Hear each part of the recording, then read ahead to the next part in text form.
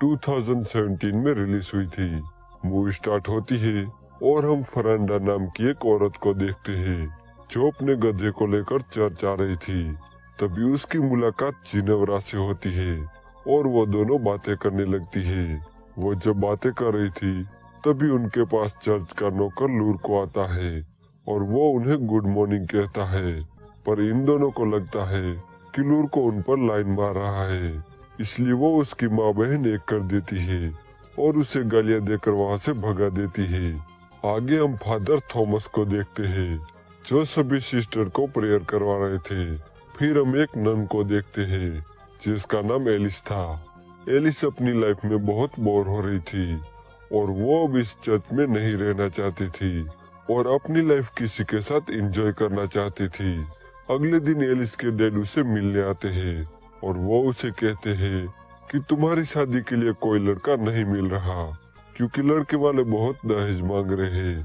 तो एलिस कहती है कि अगर आप इस चर्च में डोनेशन देना बंद कर दो तो दहेज का इंतजाम हो सकता है, पर उसके डैड इस बात से साफ मना कर देते हैं क्योंकि ऐसा करने से उनके परिवार की इज्जत कम हो जाएगी। आगे जब तीनों नन्स जा रही थी तभी लूर को उन्हें गंदी नजर से देखने लगता है। इन तीनों नन्स को ये अच्छा नहीं लगता और वो उसे गालियां देकर मारने लगती है और फिर वहाँ से चली जाती है। एक बार जब थॉमस कुछ सामान लेकर बाजार जा रहा था तभी रास्ते में उन्हें लूर को मिलता है और वो उन्हें कहता है कि उन तीनों नन्स ने उसे बुरी तरह से मारा है, इसलिए वो अब इस नौकरी को छोड़कर जा रहा है। फादर थॉमस उसे समझाने की कोशिश करते हैं पर लूर को उन तीनों नन्स से बहुत नाराज था, इसलिए वो फादर की बात नहीं सुनता और चर्च छोड़कर चला जाता है। इसके बाद हम लॉर्ड ब्रूनो नाम के एक आदमी को देखते हैं जो अपनी वाइफ फ्रांसिका के साथ बैठकर खाना खा रहा था। लॉर्ड ब्रूनो खाना खाते टाइम अपनी वाइफ से बात कर रहा था पर उसकी वाइफ का पूरा ध्यान घर के नौकर पर था जिसका नाम मसीटो था।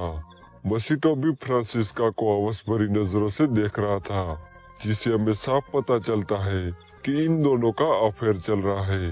रात को मसीटो फ्रांसिस्का के साथ गपागप करता है जहां फ्रांसिस्का मसीटो को बताती है कि लॉर्ड ब्रूनो की मूली काफी छोटी है और इसलिए वो मुझे जरा भी संतुष्ट नहीं कर पाता। अब वो लोग एक दूसरे के साथ बात कर ही रहे थे लेकिन तभी वहाँ लॉर्ड ब्रूनो आ जाता है, पर अंधेरे की वजह से ब्रूनो मसीटो को देख नहीं पाता और इसका फायदा उठाकर मसीटो यहाँ से खिसक लेता है। लेकिन ब्रूनो को यह शक हो जाता है, इसलिए वो मसीटो का पीछा करते हुए उसके कॉपर तक पहुँच जाता है और उसे ढूंढने लगता है। मसीटो सोने का नाटक करता है पर ब्रूनो बहुत चालाक था। वो हर एक नौकर की धड़कन चेक करता है ताकि वो समझ सके कि कौन नौकर अभी भाग कर आया है। इसी बीच उसे एक नौकर पर शक होता है पर अंधेरे की वजह से वो उसे पहचान नहीं पाता, इसलिए ब्रूनो उस नौकर के थोड़े बाल काट लेता है ताकि अगले दिन वो उसे पहचान ले। पर ब्रूनो के जाते ही मसीटो यहाँ के सारे नौकर के बाल काट देता है जिस वजह से वो बच जाए, और होता भी कुछ ऐसा है। अगली सुबह जब ब्रूनो सारे नौकर के बाल चेक करता है तो सबके बाल थोड़े थोड़े कटे हुए थे, इसलिए ब्रूनो मसीटो को पहचान नहीं पाता और उसकी जान बच जाती है।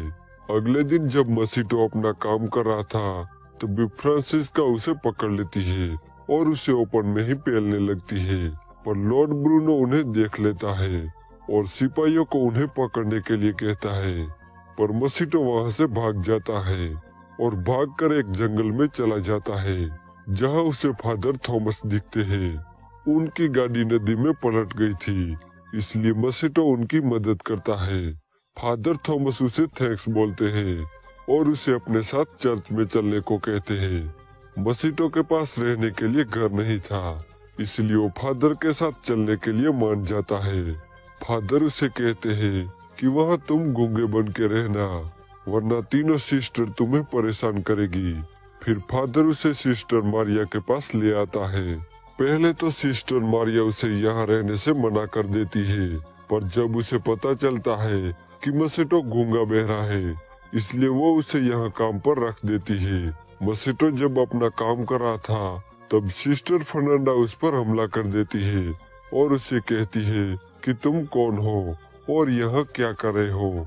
पर तभी मारिया वहाँ आ जाती है और फर्नांडा को कहती है कि ये हमारा नया नौकर है और ये गूंगा बहरा है। फिर एक बार एलिस अपना काम कर रही थी, तभी उसके हाथ से फ्रेम टूट जाती है, इसलिए वो उसे ठीक कराने मसेटो के पास ले जाती है। मसेटो उसे फ्रेम ठीक कर देता है। एक बार जब मसेटो गड्ढा खोद रहा था, तभी एलिस उसके पास आती है और उसकी मदद करती है। यहाँ वो दोनों काफी करीब आ जाते हैं और एलिस मसेटो पर चढ़ जाती है, लेकिन तभी चर्च की बेल बजती है, जिस वजह से एलिस वहाँ से चली जाती है। फिर एक बार फर्नांडा और मार्था जंगल में जा रही थी, तभी जिनेवरा उन्हें देख लेती है और उनका पीछा करने लगती है। वो दोनों वहाँ जाकर बेलाडोना बनाती है। उनका मानना था कि बेलाडोना से मर्दों को अट्रैक्ट किया जा सकता है। मार्था फर्नांडा की आंखों में 2 बूंद बेलाडोना डालती है और उसकी उंगली काटकर खून पीने लगती है। ये सब जिनेवरा देख रही थी। अगले सीन में हम देखते हैं कि मार्था और फर्नांडा मसेटो के पास जाती है, ये चेक करने के लिए कि बेलाडोना मर्दों पर काम करता है या नहीं। पर मसेटो उन दोनों से अट्रैक्ट हो जाता है और उनके साथ गपागप करता है। इसके बाद जब मसेटो अपने रूम में होता है, तभी एलिस उसके पास आती है और उसके साथ गपागप करने लगती है। लेकिन तभी वहाँ एक नन आ जाती है, जिसे देखकर मसेटो डर जाता है और कुछ बोल देता है, जिसे एलिस को पता चल जाता है कि मसेटो गूंगा बहरा बनने का नाटक कर रहा है। वो ये जानकर शॉक हो जाती है और उस नन के पास जाकर बातें करने लगती है और मसेटो बेड के नीचे छुप जाता है। जब वहाँ से सब चले जाते हैं, तब मसेटो खिड़की से भाग जाता है। दूसरी तरफ हम जिनेवरा को देखते हैं, जो बेलाडोना बना रही थी, और बेलाडोना बनने के बाद वो उसकी आंखों में डालने के बजाय पी लेती है और अपना हाथ काटकर वो खून अपने फेस पर लगा लेती है। दूसरी तरफ एलिस मसेटो के पास जाती है और उसे कहती है कि तुम गूंगा बनने का नाटक क्यों कर रहे हो। मसेटो उसे समझाने की कोशिश करता है, पर तभी वहाँ किसी के आने की आवाज सुनाई देती है, इसलिए एलिस भागकर छुप जाती है। तभी वहाँ जिनेवरा आती है और आते ही वो मसेटो के साथ गपागप करने लगती है, पर उसे भी किसी के आने की आवाज सुनाई देती है, इसलिए वो भी भागकर वहाँ छुपती है जहाँ एलिस छुपी हुई थी। वो दोनों एक दूसरे को देखकर हैरान हो जाते हैं। तभी वहाँ फर्नांडा आती है और चाकू निकालकर मसेटो के हाथ बांध देती है और उसे वहाँ से ले जाती है। एलिस और जिनेवरा उनका पीछा करती है। फर्नांडा मसेटो को जंगल में ले जाती है, जहाँ और भी कई सारी लड़कियाँ थी। वो मसेटो की बलि देखकर कुछ रस्में पूरी करने वाली थी, पर एलिस और जिनेवरा वहाँ आ जाती है और उन चुड़ैलों पर हमला कर देती है और सबको मार के वहाँ से भगा देती है। यहाँ मसेटो अपने बारे में सब कुछ बता देता है। अब जिनेवरा बेलाडोना के नशे में थी, इसलिए वो चर्च में सबको जगा देती है और सबको कहती है कि फर्नांडा एक चुड़ैल है। वो ये सब मारिया को बताने जाते हैं, पर मारिया के कमरे में फादर थॉमस निकलते हैं। यह सबको पता चल जाता है कि थॉमस और मारिया का अफेयर चल रहा है। अगले दिन वे सब फादर थॉमस को इस चर्च से निकाल देते हैं और दूसरे चर्च भेज देते हैं और मसेटो को भी लॉर्ड ब्रूनो के हवाले कर दिया जाता है।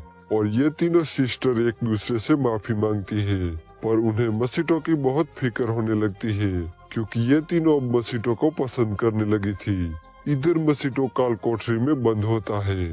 तभी लॉर्ड ब्रूनो उसे मिलने आता है और उसे कहता है कि तुमने जो किया है तुम्हें उसकी कड़ी सजा मिलेगी। फिर रात को काल कोठरी में एक टर्टल आता है, जिसके पीठ पर एक कैंडल होती है। सिपाही उसे देखकर हैरान हो जाते हैं और उसका पीछा करने लगते हैं। असल में ये उन तीनों सिस्टर का प्लान होता है, ताकि वो सिपाहियों का ध्यान भटका सके। वो मसेटो को छुड़ाकर उसकी जगह एक पुतला रख देती है, जिसे सिपाहियों को लगता है कि मसेटो अभी भी जेल में है। फिर ये तीनों मसेटो को नन्स की ड्रेस पहना कर वहाँ से भगा ले जाती है। दूसरी तरफ हम थॉमस और मारिया को देखते हैं, जो एक दूसरे से बहुत प्यार करते थे, इसलिए वो चर्च छोड़कर हमेशा के लिए चले जाते हैं और यहीं पर ये मूवी एंड हो जाती है।